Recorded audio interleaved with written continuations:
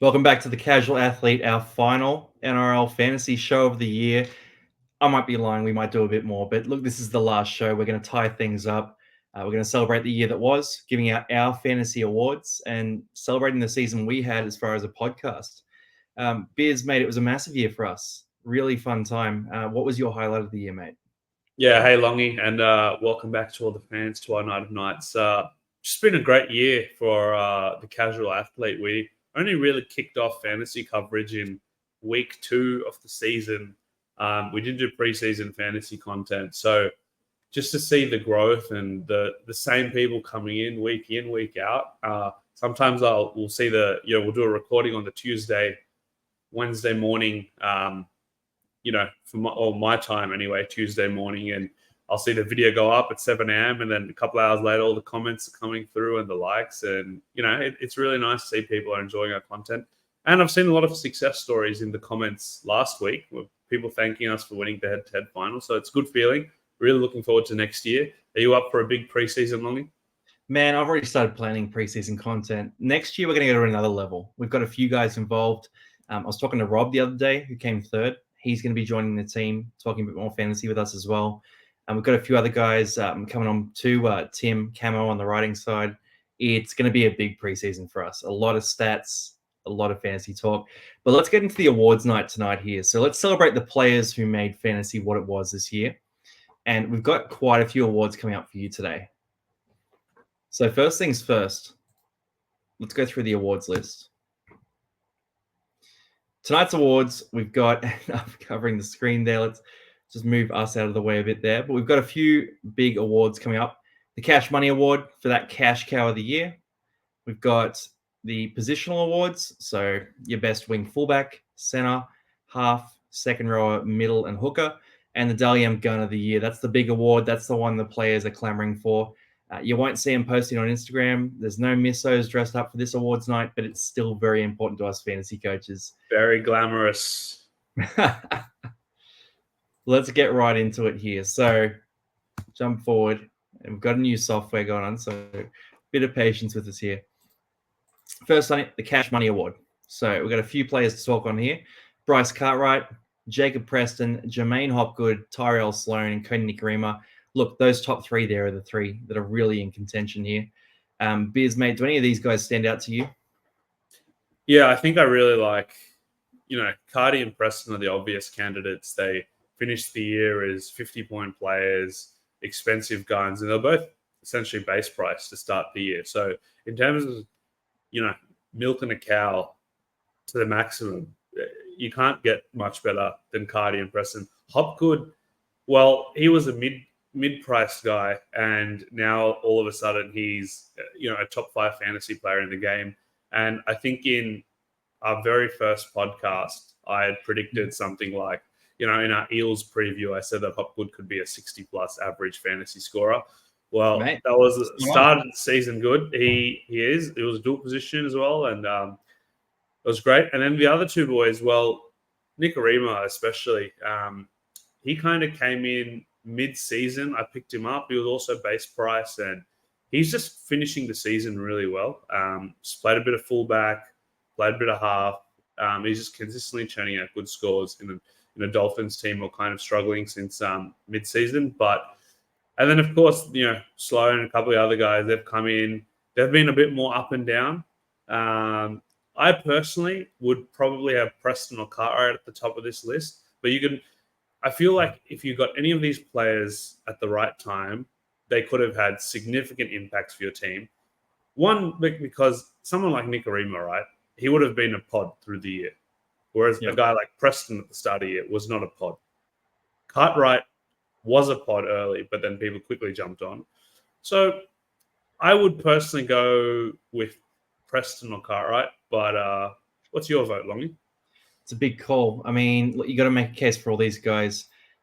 I'll reserve my call right to the end here because I want to go through the fan vote here first. So we put it out to the YouTube community tab. If you go to the page, go to community section, you can vote in all our polls. I'm always posting polls because I don't want to make decisions myself. It's on the poll, it was a clear Jermaine Hopgood victory. 62% of the votes your guys, Cartwright and Preston, got some votes. Sloan didn't get too many, but Cody Nikorima, I thought he deserved a bit more. He was a really strong mid-season cash cow where you could cash out one of these other guys, bring him in, and get some coverage through Origin. Saying that, without further ado, our winner of the Cash Money Award goes to Jermaine Hopgood. Massive season from him. I'm going to throw out a few stats. $815,000 he finished at. He averaged 60.9. That is absolutely colossal. He made $362,000 for your team. Let's go into some of the stats here. So across the season, it's 56 offloads, 3,000 run meters, and about 1,000 tackles. This guy in his first season of full NRL was just out of this world. And look, Jermaine Hopgood, congratulations. You are the Cash Money Award winner. Yeah, we need to get him in for an interview next week as our Cash Money winner. My question for you, Longy, before we quickly go to the next section, are you starting with him in 2024? Oh, that's a massive question. Look, Parramatta's making a lot of moves in the forward pack, so I've got to reserve my judgment for that. If he was starting on the edge and playing 80 minutes, I think he's a bona fide keeper. If he's starting at lock, he's a bona fide keeper. If he's on the bench, probably can't do it. Now let's jump into the next section of our awards. So best winger fullback, we've got quite a few positions to go through, so we're going to pound through these guys. At the wing fullback position, it was a tough year. You'll notice guys like James Tedesco, guys like Ryan Pappenhausen, Tom Trbojevic, they're not on this list. And they would have been all over this list in 2022, 2021. So it was a year where we saw a bunch of new guys come into the fray. I'm going to talk on a few of these guys. Latrell Mitchell, look, in and out through injury, suspension, but probably the best wing fullback on his day on this list. Scotty Drinkwater, he clutched up when he needed to. He was very cheap for you if you bought him in. And look, he did a job for you through Origin and even post-Origin as well. We had Kalen Ponga there as well. Kalen Ponga, he was one of the cash cows of the year because he got him about 400K and he got up to about 900. Greggy Marzu, just an absolute monster. Did get dropped a couple of times this year, but he was one of the best averaging players on this list. And Jermaine Asako is the last one here. He had the highest total points, but the average is a little lower than some of these other guys.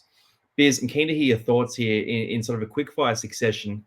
Where are your top three on this list? Yeah, I'm going to quickly run through all five, but it's a pretty barren run. Latrell, a lot of injury time, suspensions. Marzu, very consistent scoring-wise through the year. He'd probably be my pick, but missed a couple of games through silly suspensions or team suspensions.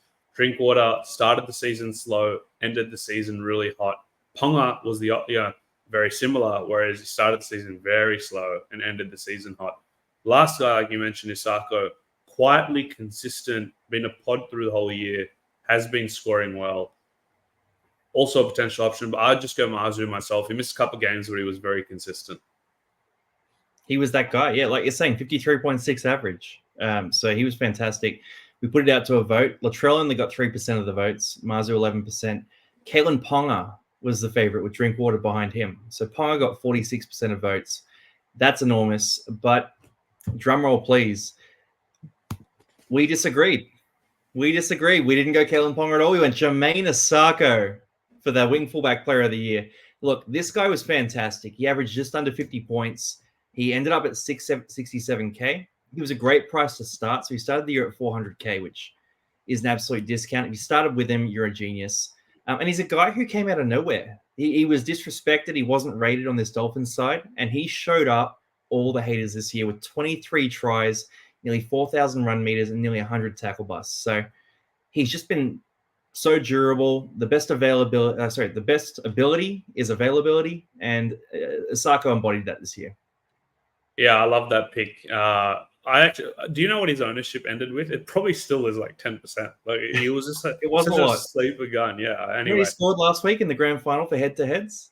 74 points. Yeah, that's such a clutch performance. That's probably won leagues for people. He's done it all year, man. He's done it all year. Like he's that guy. I want to jump to the centers next, though. Like, congratulations, Jermaine Asako. I'm so happy that he's had that year he's had because he's such a talented guy.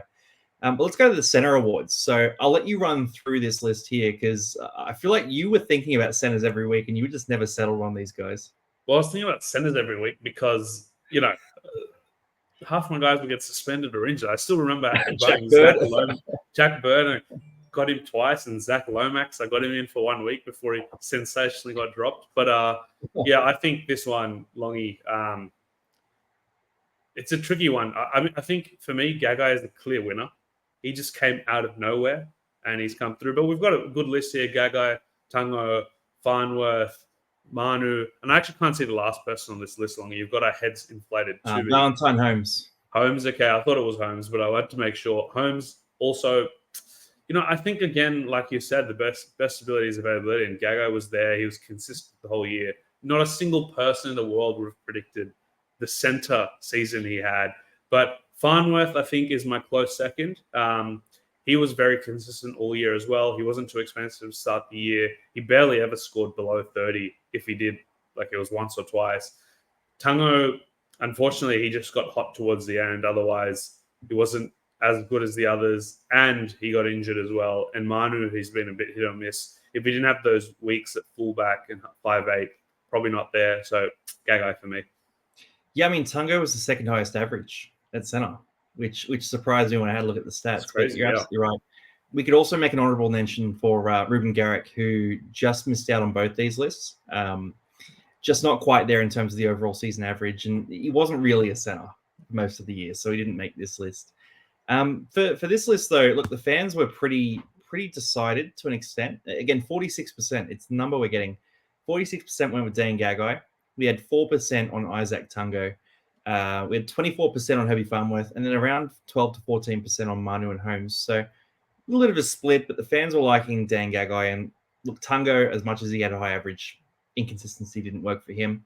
But again, we got a guy who came out of nowhere this year, and our award winner is Dan Gagai. So look, massive season. He was the top scorer in both average and total points this year. So both durable and highest scorer. And that highest score there is about 5 points ahead of second place. So this one took me all of about 1 second to decide who was going to win here. Downside is he's not available this week in the disastrous round 27, but you can forgive him with 137 tackle breaks, over 3,000 run meters, and 30 offloads there too. This is an insane, just statistically an insane season for a pure center. I don't think I've ever seen a center average more than 50 who has solely played at center the entire season. Like it's usually a second row or a fullback. Crazy season from Gagai. He had I think he had 3 tries as well. Honestly, he just come out of the blue. I still don't really understand it, but easy decision. Yeah, he's that guy. And look, it's good that he's having club success because obviously he's not in the Queensland team anymore. So the fact that he's having such good form for the Knights and the fact that they're going so well, it's awesome to see. Let's roll into the next list here. And we've got the best half award. And I'll let you talk through these guys just before you ask. Mitch Moses is the one that's cut out by our heads. So, give us a talk through on what you think of these guys. Man, this is the hardest category. You got the heaviest scorers in this category. Pedigree, man. 75 average, Cleary about 75, Johnson mid-60s out of blue, Cherry Evans having a great end to the year, also averaging 60 plus, and Moses had a great year as well, where that run during Origin where he was had 5 or 6 scores in the 70s on the trot. This is such a tough decision. Hines for me is the best half, and he's just proven that he's the best fantasy scorer. My caveat with that is towards the back end of the season, he hasn't been as good with Trindle. And if Trindle's his partner next year, I'm probably not going there. But this is the 2023, and Hines was brilliant since missing the first 5 or 6 rounds. He came in with a close to 100-point performance against the Dragons. Cleary started the season really slow, like the Panthers did, but then went into boom mode before that long injury. SJ, my favorite on this list. Such a great guy, such a great player. Consistent all year, barely missed any games. Missing this week, unfortunately. And then Cherry and Moses weren't as consistent, but if you had them in your team, you're happy to. So I've just run about everywhere there and still haven't really made a decision, but Hines for me. Yeah. Look, Hines has been that guy. He was super reliable for all of us. You can make a case for DC down the stretch. So Rob, who I was chatting to the other day, he captained DC last week and he got 212 points out of that. Look, he's been really consistent, DC. Moses would be in the conversation if he stayed fit and stayed in the form he was in, and maybe Parra would be in the conversation too if that happened. Look, I mean, if we put it out to the fans, and this one was Oof. 66% on SJ. Everyone enjoyed owning SJ this year. Cherry Evans Moses, maybe just a tier below in terms of that gun status. Nico only got 8% of votes, and Nathan Cleary got 18%. So I feel like there's a bit of recency bias there. Like, people forgetting how good Hines was during, especially the first, after he came back, the first 10 games he played, he was averaging 80 odd. I've still got to go with that availability thing. Look, Nico Hines, he's been a bit in and out. He didn't start the year. Sean Johnson played every game until this week, and he's just been that guy. And for that reason, Sean Johnson is our half of the year award winner.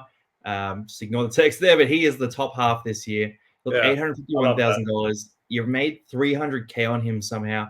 He averaged 63.4. I'm going to admit, I was a doubter early on. I thought, we have seen Sean Johnson for a decade, and he hasn't been that player for fantasy ever before. He's been a fantastic football player, but he hasn't been that guy for fantasy. And this year, he just kept getting it done. So one of the big things there was that 12,000 kick meters, but there was also the attacking stats you expect from Sean. Yeah, I love it. And, he's always been a fantasy gun, but never in tier one. He's never averaged that 60 plus. He's been like a low 50s type of guy. He's made the step forward. And I love him. He's probably like so many people's favorite player. And to see, I don't think there's anyone sitting out there thinking, "Oh, I hate this guy," or "dislike this guy." He's one of the. I want to meet whoever that is, though. If someone hates Sean, a real bitter person. Yeah. I guess Benji Marshall had haters, so maybe so does Johnson. But I agree. I think he's just been there the whole season. Every time he was rumored to miss a game for the birth of a child or anything, he'd still play. So, very, very reliable player. I love this for him. You know what? The other thing is, through the Origin period, he clutched up as a captain quite a few times as well. So he was just a guy you could trust. He just consistently produced for you. Look, down the end of the season, there was starting to be a few signs of a quad injury and that kind of thing. So they've rested it up for around 27, but I'm not going to hold that against him. I'm really happy with that one too. Best edge forward. So we've got 5 guys here: Dave Fafita, John Bateman, Britton Nakora, Nat Butcher, and Isaiah Papali'i. I'm going to throw a few names. I'm going to talk about a few guys, and I'll throw the rest to you here, Biz. But Nat Butcher, first one here. And Nat Butcher's a name that's been a bit disrespected in fantasy communities so far. He didn't get enough votes, I thought. And he was actually the second highest averaging second rower on the list. So he's a guy, he's missed a few games due to injury, but he turned up this year. He had a great work rate. In a dodgy Roosters side, he was finding plenty of attacking stats. He just seems to be that guy. So I'd take him pretty high on a draft list next year. I don't know whether I'd start with him in fantasy. I think he'd be pretty expensive. But he's really interesting. The other guy I want to talk about here too is John Bateman. So John Bateman had a season where he started a bit slow, came back from England. He was looking like he was going to move to lock, and that would have changed his fortunes completely. Biz, I remember you called that weeks before it happened because you started to see the rotations at the end of games. But look, if he had stayed at lock before I think it was when they copped 70 points to the Cowboys, they ditched Sean Bloor, brought Bateman back to the edge. If he stayed at lock, he would have been maybe the winner of this award. I can admit right now that he will not be winning this award. Feel free to talk through these other guys, Biz, and who would you be giving this award to? I think in terms of just consistency, like people when they think about David Fafita, at least in real life, consistent isn't the word that they'll probably use. But Fafita was dynamic this year, fantasy wise. The first half of the season, I don't think he had like a score below 60. Slowed down a bit during the Origin period. He got copped a HIA, I remember, where he scored like 15, 18 points. And he didn't back up after Origin a couple of times. But overall, like super consistent. He didn't have those massive gangbuster scores this year. Like he didn't have those 100+ scores that you would see in other years, but he was consistently scoring 60, 70 for a great average. And then the other guys, Brendan Nikora, he had a great season, running a lot of great, holes off Nico Hines and Moylan through the year, slowing down a bit towards the back end. But for the first half of the season was a superstar on the edge. And like Sean Johnson, he had taken a step up from where we've seen in previous years. And then Papali'i, look, his first season at the Tigers wasn't as good as what he produced at the Eels the last couple of years, but still a 50-plus average, still scored pretty well, but below on the standards I probably expected of him. But yeah, I would go with the feeder just with consistency at the top level. Yeah, we'll throw in too. Nakora, he was second in minutes played, I believe, this year, behind Olakuatu. So actually, I think there might have been maybe one more player, but he was right up there in minutes played. So he was real Iron Man. Nakora's fantastic. In terms of the fan vote, though, it was a pretty one-sided vote. Look, 77% went Dave Fafita. A few votes for John Bateman. Nakora was the second best. Butcher and Papali'i didn't get a lot of love at all on the voting front, but look, another season for Butcher, he'll get that respect. And Papali'i, if he comes back to Parramatta where he belongs, then we'll put him right back at the top of this list. Saying that, this one's not much of a surprise. It's Big Bad Dave Fafita. Look, he's the best edge back rower on the comp right now. He's in great form. The Titans are very happy to have him. He's been playing very consistent footy. And the thing that impresses me here is that 3,000 meters. So 8 tries for him, like you said, it's not crazy. It's not. It's actually probably a bit low for him in terms of try scoring. 123 tackle breaks. I mean, if you go 20 games, that's about 6 tackle breaks a game. That's pretty normal for him too. But the 3,000 meters, so racking up, 150 meters a game, that's the different thing for Dave Fafita in 2023. So a massive work rate.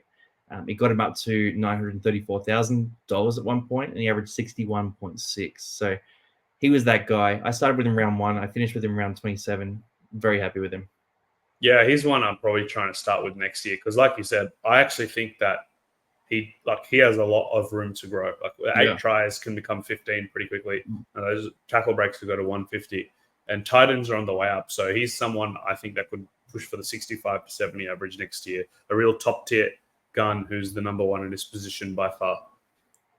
Yeah, and the only thing that stops him is niggles, right? Like he comes back into the next year if he's fit. He's fit. Best middle forward here. This one's a little less controversial. So Payne Haas, Isaiah Yeo, Adam Fanua-Blake, Jack DeBell, and Corey Horsburgh. There are some names here, and I feel like we're looking at different chapters of the season. Absolutely. So Jack DeBell and Corey Horsburgh, they were my life for a while in fantasy. Yeah, that mid-season revival from you. It's driven by those two. Especially Jack DeBell, and got on that early.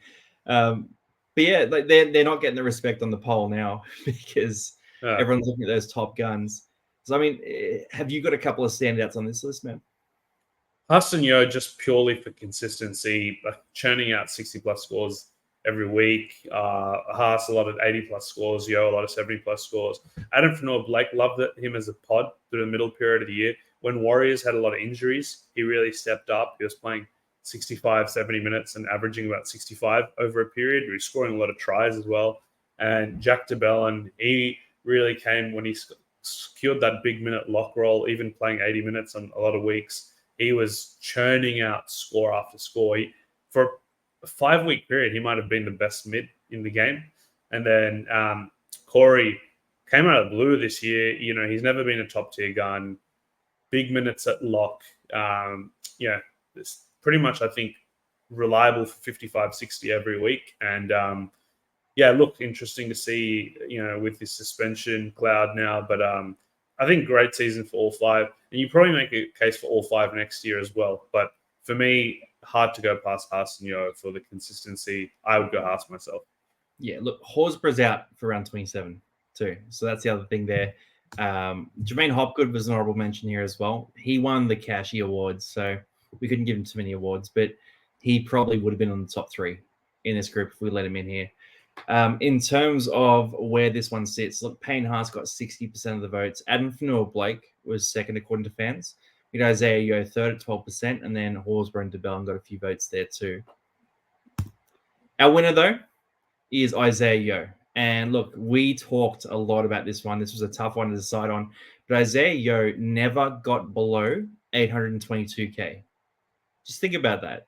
822K. He was never a bargain, right? Yeah. He was a guy who kept his price the entire year, 63.2 average. I believe he scored under 50 once this year, and it was a 40-point game. So he's just Mr. Consistent. And when you're looking at your middles, like if you've already got wing fullbacks and centers like we were talking about in the halves who are volatile, you just want that guy who you can plug in, you can trust, and you know he's going to turn up each week, right?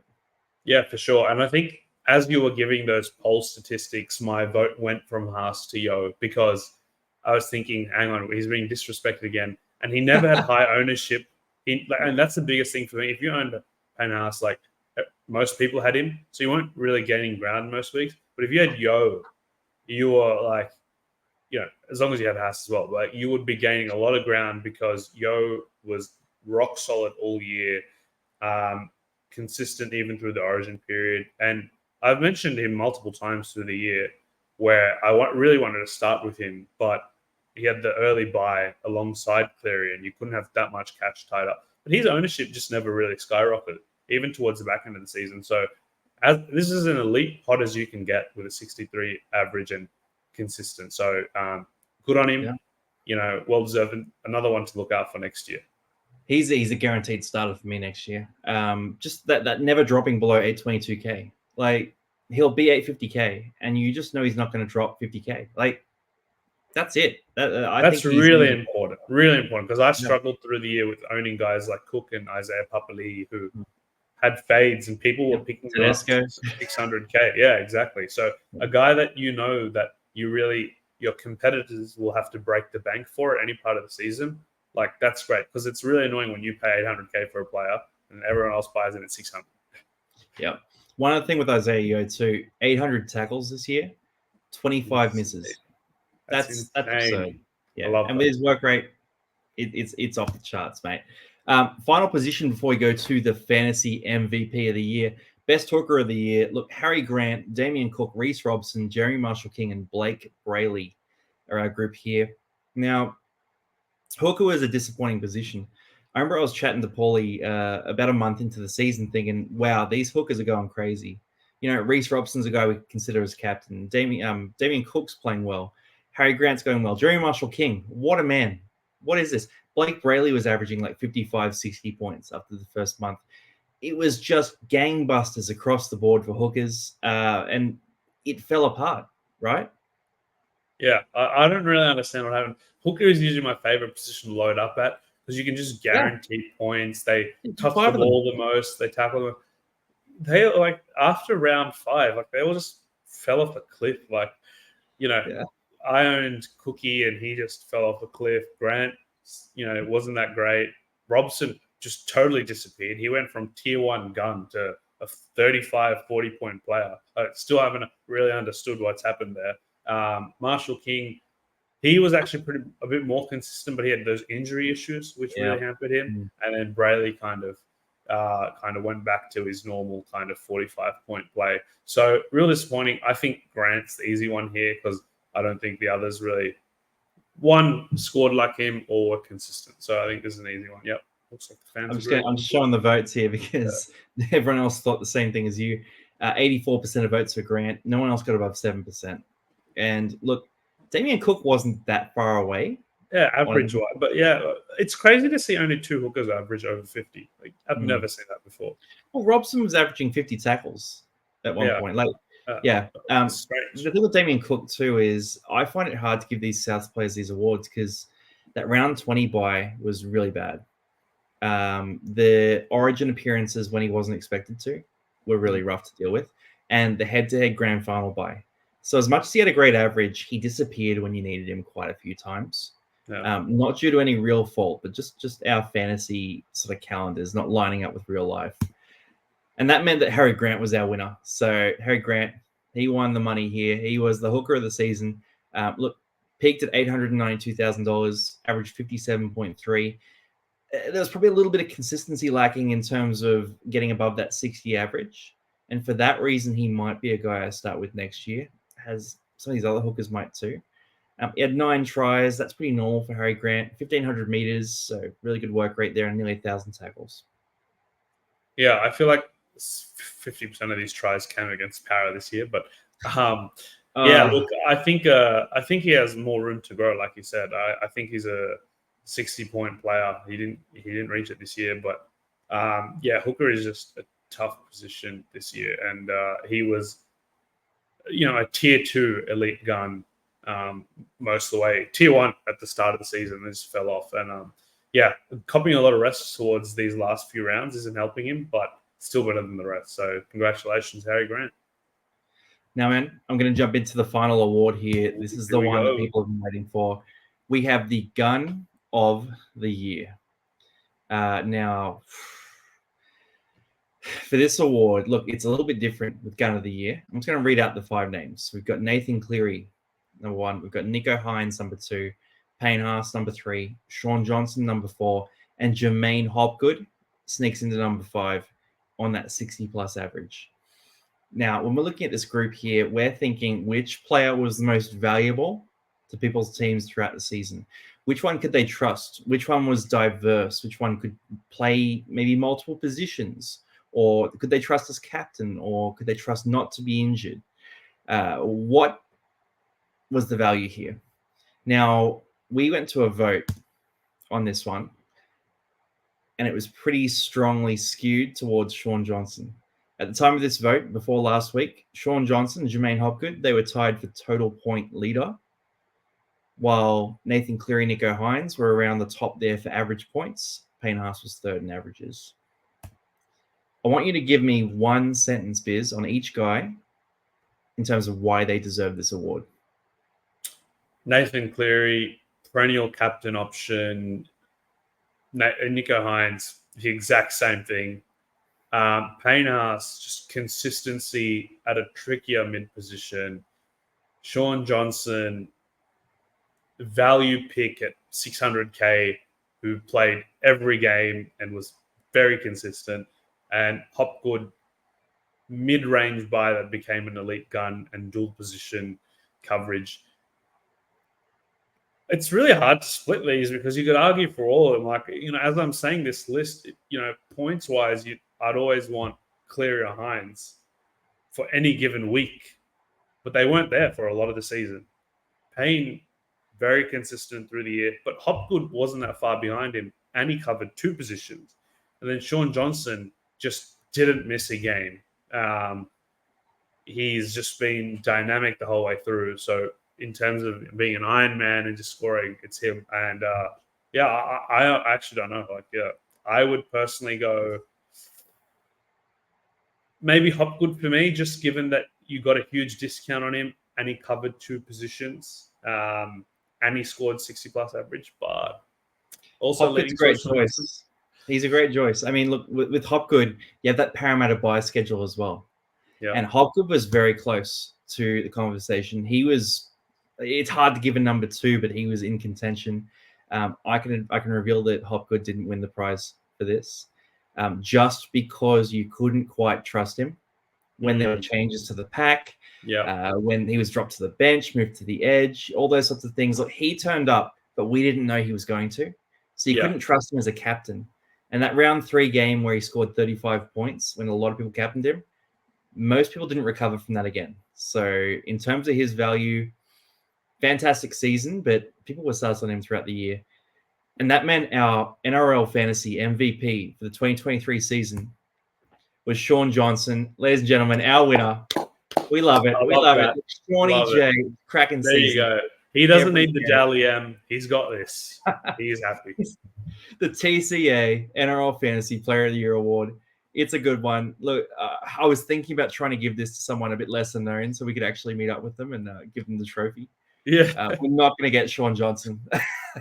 Sean, if you're watching this, please come join us on the show. Imagine if Sean was watching an NRL Fantasy podcast just before the finals. I love that. I mean, he's got the week off this week, so bang. Yeah, true. It's a bit late in New Zealand right now. I guess when we post this, it'll be fine. But yeah, look, Shawnee Johnson, he was a cracker. He was a cracker. And I was too slow on the uptake with this guy. He's taught me a lesson for fantasy this year, where you can't be too slow to adjust. If a player changes or they're bouncing back or the way they're playing in their team, looking at the number 6s next to him who weren't kicking the ball at all, we've got to adjust to that really quickly. So next year I won't be so slow to move my goalposts on players like Sean Johnson. Yeah, and that's exactly right. And I've done this before, and maybe when we do a lessons learned from fantasy in 2023 video, we can include that. But when I picked him up at about 600K, I just looked and he was averaging close to 60 of base stats. He was just churning up 500 kick meters, 25 to. And the one thing like we didn't really cover, but like his defense was rock solid this year. Like Sean Johnson has historically been like 15, 20 tackles guy, but 4 missed tackles. This year, he was making 15, 20 tackles and missing 1 or 2. That really helped his average creep alongside the attacking stats. So very well deserved. Someone who, you know, I don't know if this is his peak of his fantasy career or if he can beat this next year, but it was a great season. I mean, they get Roger Tuivasa-Sheck next year, so maybe it opens up for him a bit more. Congratulations, though, Sean Johnson. Any final words, Biz, here? Look, cracking season. Thank you, everyone, for joining. Thank you, Dopamine, Queenslander. Yeah, all our fans. Yeah. Choco, I think his name is. I can't read it. There's zeros in it, but we have some awesome go watching. It was a great season, great fans. And Longy, it's been really good recording with you all year. Looking forward to doing our end of season reviews and our lessons learned and things like that. But also really looking forward to early 2024 when we can really look to get ahead of next year. But mate, January, it's going to go off. It's going to go off. Mate. Constant videos, just constant reviews, constant analysis. But yeah, look, thanks for joining, Biz. Cracking season, everyone. Drop a note in the comments what your favorite run of the season was too, and we'll talk to you there.